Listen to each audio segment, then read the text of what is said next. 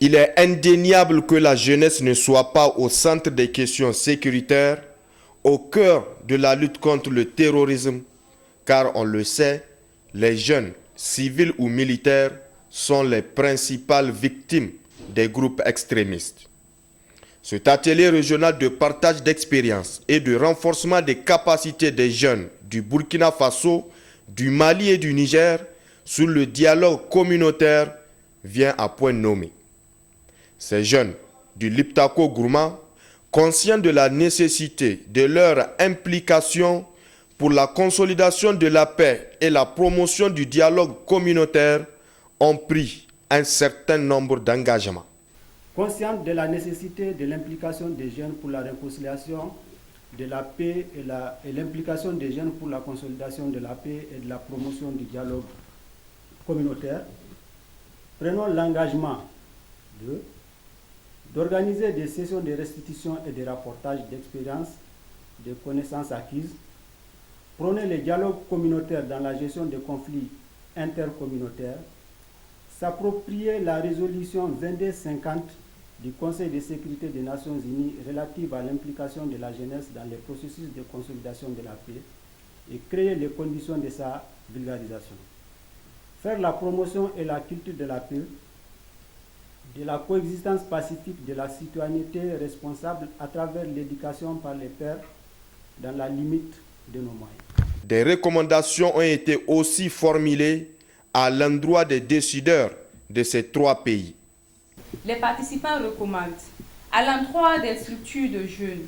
de cultiver et promouvoir les mécanismes de redevabilité, de respecter les textes régissant les structures des jeunes,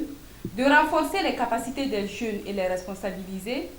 de travailler en synergie avec les structures des jeunes du Liptako Gourma.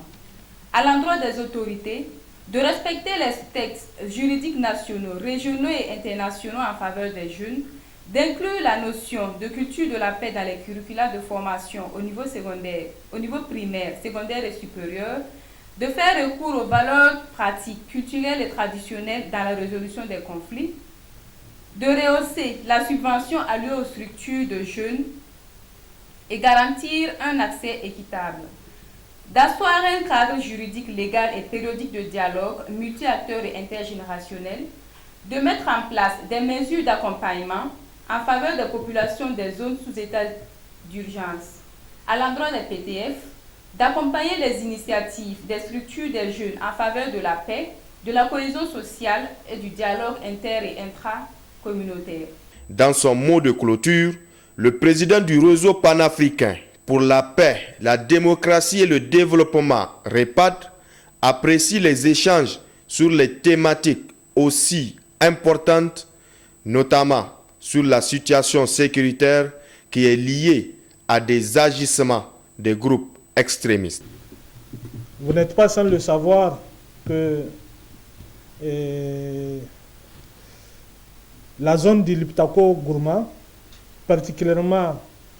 les zones transfrontalières Niger, Mali, Burkina, au regard de la porosité des frontières, mais aussi